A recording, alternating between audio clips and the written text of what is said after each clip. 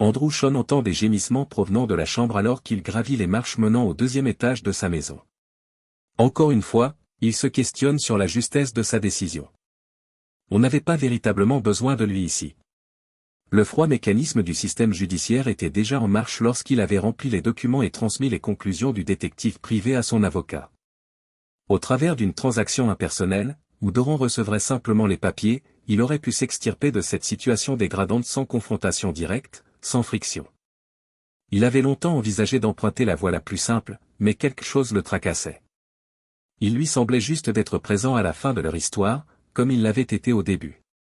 Par ailleurs, fuir cette situation lui paraissait lâche. Bien sûr, il se protégeait, mais cela lui permettait aussi d'affronter les conséquences de ses propres actes et protéger Doran du chaos et des retombées de son lamentable échec. Cependant, son envie de tourner définitivement la page constituait la première et véritable raison de sa présence. Il était difficile de surmonter les habitudes profondément enracinées qu'il avait acquises au fil de leurs 5 années de vie commune, et ils savaient tous les deux qu'ils finissaient généralement par capituler lorsque Doran exerçait assez de pression sur lui. Il se rendit compte qu'en fin de compte, il devrait prendre une décision cornélienne entre les regrets sincères de son épouse et l'incertitude d'un futur dans le monde des rencontres. Car ce n'était pas qu'une question de couleur de canapé ou de design de tête de lit, c'était une affaire de principe, sur laquelle il n'avait jamais vraiment tenu jusqu'à présent. Il doutait de sa capacité à résister. Il avait besoin d'une solution définitive qui mettrait un terme à toute possibilité de réconciliation. Même s'il devait affronter la douloureuse vérité, contempler l'expression sur son visage et accepter que la vie qu'ils avaient bâtie ensemble était irrémédiablement terminée, alors soit. C'était ce qu'il allait faire. Même s'il savait, en parcourant les transcriptions, qu'ils avaient parlé de lui lors de leurs échanges, entendre cela derrière la porte de sa propre chambre était une expérience autrement déchirante. Entendre ses cris orgasmiques relevait d'une toute autre dimension encore. L'entendre l'insulter en répétant à quel point il les traitait durement, c'était un poignard dans le cœur. Les gémissements rythmés accompagnaient la bande-son mécanique du lit cognant contre le mur. Andrew se demanda comment le mur avait résisté. Comment avait-il pu passer à côté des marques d'usure sur la peinture ou des traces sur le lit? Je n'ai jamais été pris comme ça. Juste avec toi. Le rythme cardiaque d'Andrew s'accéléra. Bon sang, calme-toi, se dit-il, avant de prendre une grande inspiration, puis une autre. Une vague glacée l'envahit. La colère et l'angoisse commencèrent à refluer. Paf, paf. À qui appartient ce jouet? Paf, paf, paf. À moi. Imbécile, à qui appartient ce jouet? À qui? Il t'appartient. Le cri fut strident. Andrew reconnut cette intonation parce qu'il l'avait suffisamment entendue. Elle venait de jouir. Andrew décida d'ouvrir la porte précisément à ce moment où les gestes commençaient à faiblir. L'amant se tenait derrière elle, et Doran était agenouillé, cramponné à la tête de lit, les jointures blanches. Andrew pouffa. C'était tellement absurde. L'amant bougeait ses fesses maigres en rythme, ses bras musclés en serrant ses hanches. Dans l'esprit d'Andrew, une image s'imposa, celle d'un singe arachnéen, tentant laborieusement de s'accoupler avec un étalon de race pure. Il renifla. Au moment où Andrew attrapa les cheveux gras de l'homme pour l'éloigner de sa femme, l'idiot leva la tête et ricana. L'homme nu s'effondra au sol, près du lit, les bras et les jambes écartés, le visage rougi par l'humiliation et la colère. Lorsqu'il tenta de se relever, Andrew l'enfonça au sol en appuyant son pied contre sa poitrine. Un seul mot, et tu regretteras, grogna-t-il. Après une seule syllabe, Andrew réalisa que la fureur initiale de l'homme s'était muée en peur, en incrédulité, puis en compréhension. Il avait négligé une information cruciale dans ses bravades, une information qui pourrait faire la différence entre un départ volontaire ou une extraction en civière. Leurs regards se croisèrent, et l'homme hocha lentement la tête. Andrew se redressa, lui permettant de rassembler ses affaires en silence. Depuis le lit, Doran observa, horrifié, l'homme baisser la tête pour s'habiller. Doran tenta une approche. « Andrew, mon chéri. » Elle grimaça légèrement. Andrew laissa Casanova achever sa marche de la honte. L'homme hésita, leva les yeux, puis changea d'avis. Quelques instants plus tard, il avait disparu. À cet instant, Andrew réalisa son erreur. Le plan était simple, sortir de l'esquive, faire ses valises, renvoyer l'homme et exposer les conditions du divorce à Doran, pas plus de 10 minutes. Le temps que Doran se remette de ses émotions, il serait déjà loin. Il avait minutieusement planifié chaque étape cruciale, trouvé un endroit où rester, séparer leurs comptes bancaires, annuler leurs cartes de crédit. Le lendemain matin, la banque, le tribunal et le service des ressources humaines de son entreprise officialiseraient la séparation. Mais il avait oublié un détail, prendre un sac. Il avait traîné, pensant inutile d'inquiéter Doran en laissant un placard vide comme preuve de son départ imminent. Maintenant, au milieu des transferts d'argent et des documents juridiques, il était trop tard. Il soupira, accablé par un sentiment d'impuissance. Il lui restait encore un peu de temps, grâce au choc qu'elle venait de subir. Avec un peu de chance, il pourrait partir avant qu'elle ne retrouve ses esprits. Il saisit un sac dans le placard, manquant de peu de heurter ses jambes, et le déposa sur le lit. Drew, l'appelait-elle à nouveau. Il commença à remplir le sac de vêtements, un pantalon, 2 autres, 3 chemises et 2 costumes. Ce n'était pas définitif, mais juste suffisant pour tenir un certain temps. Drew, répéta-t-elle. Il grimaça et mit les cintres de côté. Je sais que ce n'est pas votre première fois, alors laissez-moi vous épargner cette peine, Doran. Vous l'avez rencontré au travail. L'auberge Starlight me dit beaucoup, et je sais exactement ce qui s'est dit dans ce lit. Il contempla la pile de vêtements désordonnés. Avait-il vraiment besoin de tous ces cintres? Mieux vaut être trop préparé, pensa-t-il, et il se dirigea vers la commode, ajoutant 5 paires de chaussettes et de sous-vêtements. Doran, j'en sais assez, dit-il en évoquant leurs différences irréductibles. La propriété est partagée à parts égales. La maison reste à moi, pas de pension alimentaire. Doran était devenu pâle. Mais ce n'est pas suffisant pour moi, protesta-t-elle. Il envisagea de lui suggérer de faire des sacrifices financiers, peut-être opter pour une voiture moins luxueuse, abandonner l'abonnement au club de golf. Mais il se retint, préférant éviter la discussion sur leurs finances. Il ajouta des vêtements de sport et des baskets à son sac. Si vous contestez, je porterai plainte pour adultère. Le rapport du détective privé est déjà prêt. Mais vous obtiendrez un résultat plus favorable au tribunal, je vous le promets. Son sourire n'avait rien d'amical. Croyez-moi, vous ne voulez pas en arriver là. Elle rougit de colère. Alors, c'est tout? Sa voix monta d'un cran lorsqu'elle poursuivit, je viens à peine de me réveiller, et tu débarques avec tes accusations. Bon sang, elle commençait déjà. Drew maudit son manque de préparation pour ne pas avoir pris un sac à dos dès le départ. Reste calme, se dit-il. C'est presque terminé. Avec un haussement d'épaule, il entra dans la salle de bain. C'est la méthode la plus simple pour moi de me séparer complètement de toi, dit-il honnêtement, en y ajoutant des objets essentiels comme sa brosse à dents, son dentifrice et sa mousse à raser. Je ne gaspillerai plus mon énergie à moins que ce ne soit totalement nécessaire. Vous déciderez à quel point c'est facile. J'ai des transcriptions, des photos et même des vidéos. Des copies sont déjà entre les mains de mon avocat. Cela deviendra bien pire si vous insistez pour rendre les choses difficiles. Ne parlons plus. Sa voix avait perdu de sa force. Pas de discussion inutile. Drew restait impassible. Qu'est-ce qu'on pourrait bien avoir à discuter? Tu as couché avec lui dans mon lit, tu m'as trompé, et tu m'as ridiculisé dans mon dos. Tes excuses ne m'intéressent même pas. Il referma son sac à dos d'un coup sec. Oublie tout ça. Doran, c'en est fini entre nous. Parlons à tes parents, à tes amis, à ton thérapeute ou à ta sœur. Je m'en fiche éperdument. La colère teintait son visage de rouge. Tu es un lâche, grogna-t-elle. Tu fuis juste parce que tu n'as pas le courage d'affronter nos problèmes. Rentre chez toi avec tes jouets. Tu es pathétique, et j'avais raison depuis le début. Drew réprima sa rage. Reste calme. Il écouta ses insultes sans broncher. Pas de réaction. Ne rien lui donner. Rien de plus. Sa colère semblait alimenter elle-même, même sans carburant. Tu fuis toujours, hurla-t-elle. Tu es un vrai faible, une mauviette. Elle s'était déjà levée du lit, nue. Elle le frappa dans le dos. Puis encore une fois. Et encore. Et encore. Tu es vraiment un lâche, cracha-t-elle.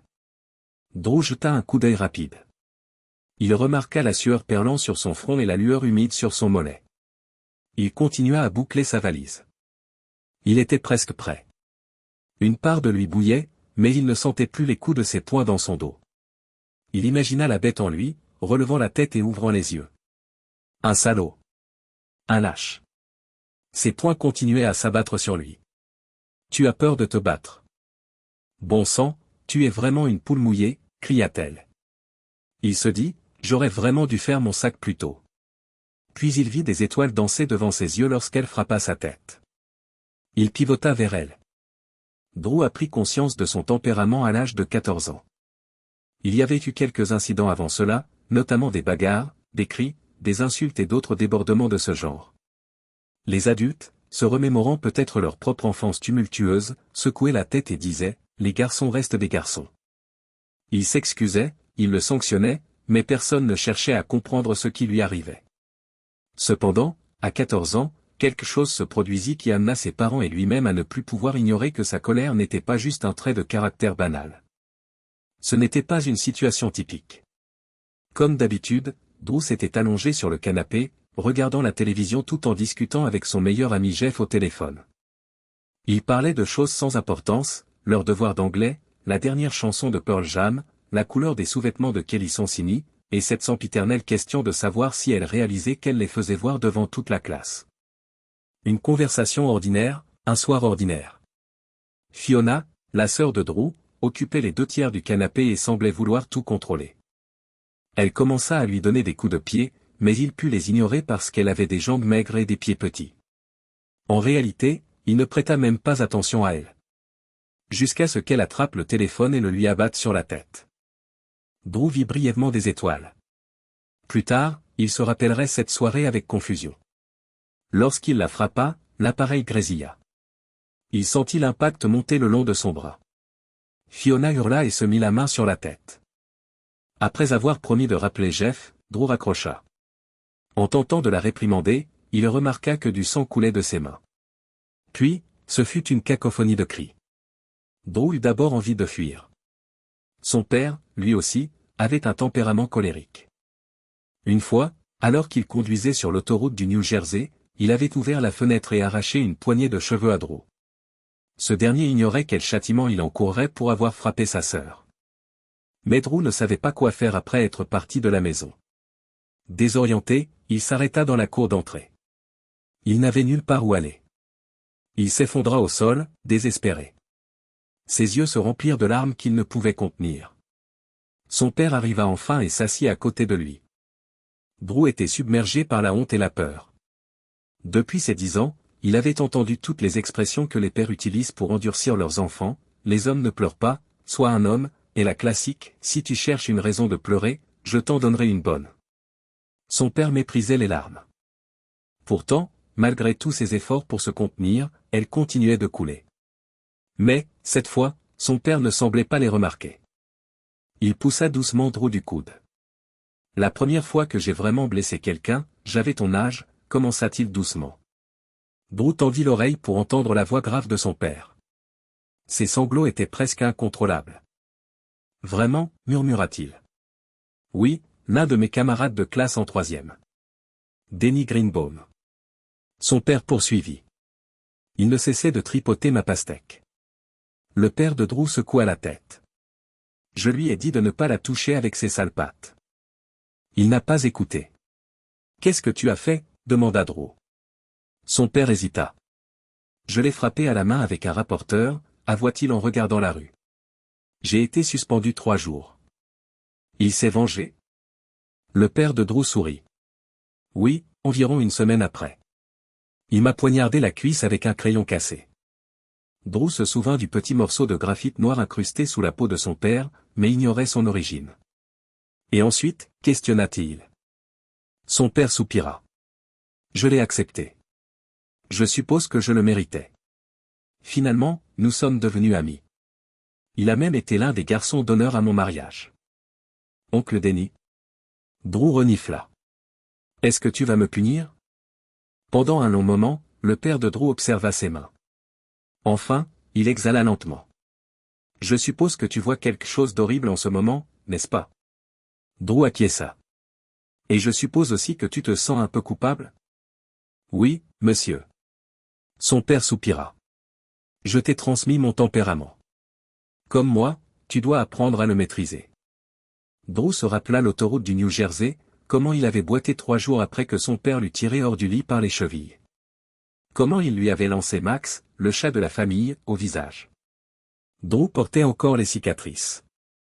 Il se demande si son père a réussi à maîtriser son tempérament. Il ne semble pas opportun d'en parler maintenant. Comment puis-je apprendre, demanda Drew, les mots chargés de frustration. Les yeux profonds et presque noirs de son père plongèrent dans ceux de Drew lorsqu'il se tourna brusquement vers lui. Après l'avoir dévisagé un instant, il reporta son regard sur la route. Mon fils, tu dois y parvenir. Ce n'est pas quelque chose que tu pourras combattre toute ta vie. Reprends ton souffle. Apprends à prendre tes distances. Et Fiona? Ta mère l'a emmenée aux urgences. Son père se tue à nouveau. Drew chercha désespérément quelque chose à dire, mais les mots refusaient de venir.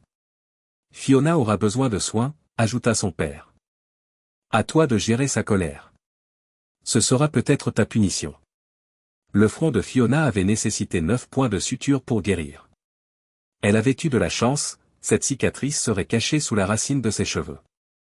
Son expression sévère la faisait ressembler à une Esther Prynne dans une photo de classe malheureusement prise juste après l'incident du canapé, une semaine avant les photos officielles. Drew a tout enduré. Fiona l'a poussé, crié, hurlé contre lui et rendu responsable de tout. Une semaine plus tard, elle lui a envoyé un coup de pied à la tête pendant qu'il se penchait pour ramasser un sac de course. Drew se massa la tempe et regarda son père. Rentre à la maison, Fiona, ordonna son père. Va chercher les courses, Drew. Drew resta silencieux. Avec le temps, Drew a trouvé d'autres moyens de canaliser sa colère. Dans sa chambre, il poussait des cris silencieux. Il frappait les oreillers, puis, quand cela ne suffisait plus, il s'attaquait au mur. Parfois, il faisait des trous directement à travers eux. Ses amis avaient parfois remarqué l'arrangement particulier des photos dans sa chambre. Il haussait simplement les épaules. Ce fut lors de ses études supérieures que Drew frappa un mur pour la dernière fois. Il brisa 2 phalanges de sa main droite, et les médecins diagnostiquèrent une fracture de boxeur, ce qui nécessita une immobilisation de sa main. Des années plus tard, il conservait encore des photos de ce jour mémorable à la plage. Sur l'une d'entre elles, pour garder son plâtre au sec, son bras est levé au-dessus de sa tête alors qu'il est dans l'eau jusqu'à la taille. Pendant cette période, il a lu plusieurs livres et mené des recherches. Au fil des années, Drew a mis en place divers mécanismes d'adaptation, respirait profondément, comptait jusqu'à 10, et canalisait sa rage dans le sport, où sa compétitivité intense surprenait souvent ses pairs. L'expression « ne fais pas de montagne d'un grain de sable » résonna en lui, et il l'adopta pleinement. Il apprit à rester calme.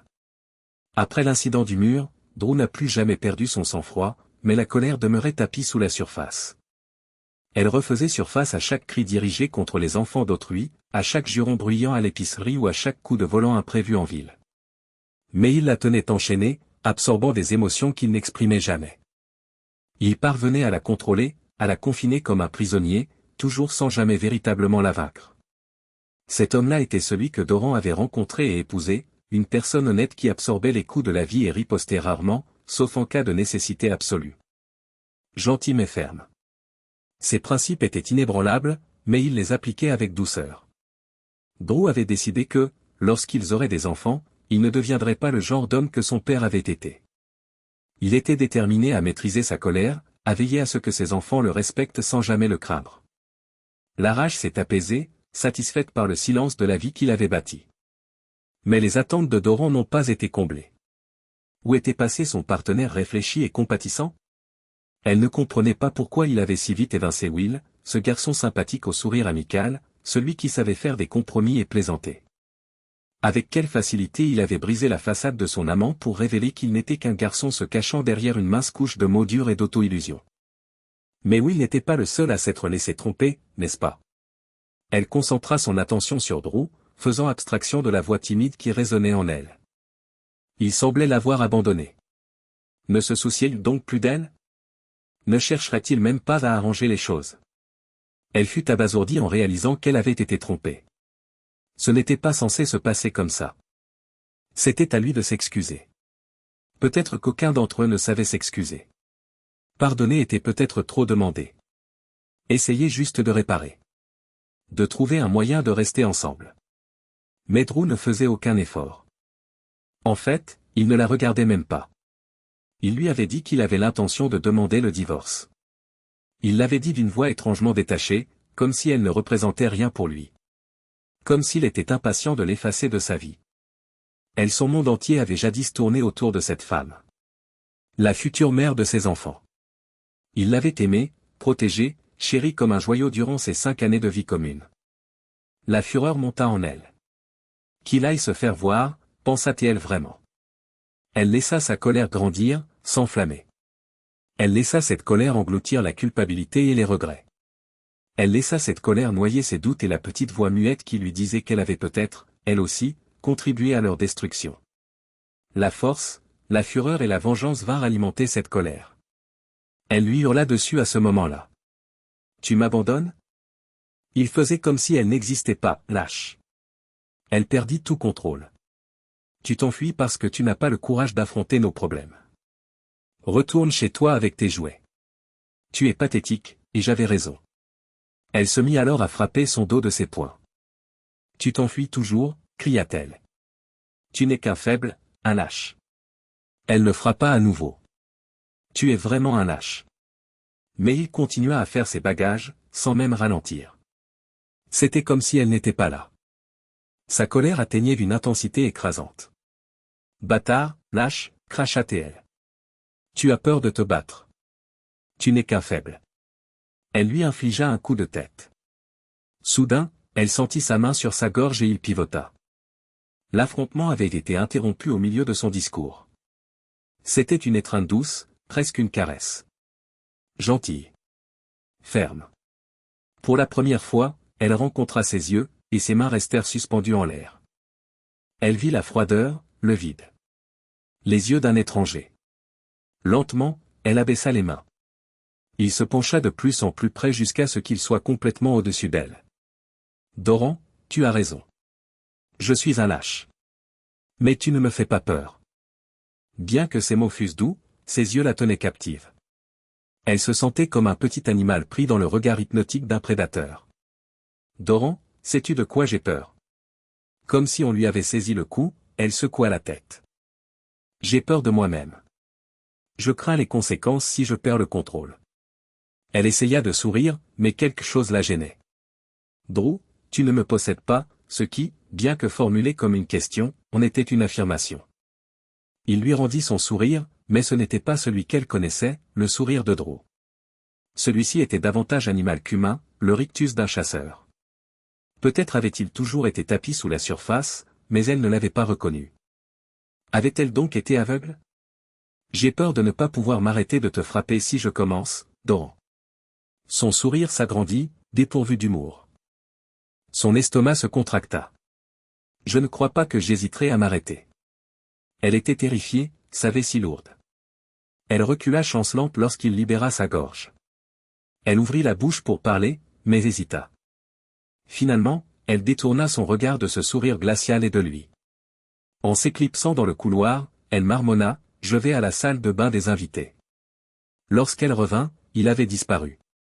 Doran ne vit plus jamais ce qu'elle avait entrevu dans les yeux de Drew ce jour-là. Un mois plus tard, lorsqu'ils se rencontrèrent dans le bureau de son avocat, il était toujours Drew, ferme mais poli et doux. De temps en temps, elle apercevait le sourire stupide qu'elle avait jadis aimé, ou ce sourire rassurant sur lequel elle s'était appuyée. Elle entrevit même ce sourire tendre qu'elle avait supposé exister lorsqu'ils discutaient de la répartition des albums photos, mais il avait vite disparu. Elle commença à se demander si l'autre homme n'était pas le fruit de son imagination. Celui qui, dans cette chambre ce jour-là, l'avait presque réduite à l'impuissance. Pourtant, elle savait qu'elle se mentait à elle-même. Un rapide coup d'œil sur la table de l'avocat suffit à lui prouver que l'autre Drew existait aussi. Elle comprit à quel point il souffrait de devoir contenir cette part de lui-même. Et elle accepta le fait que, avec le Drew qu'elle avait aimé autrefois, ils ne seraient plus jamais ensemble.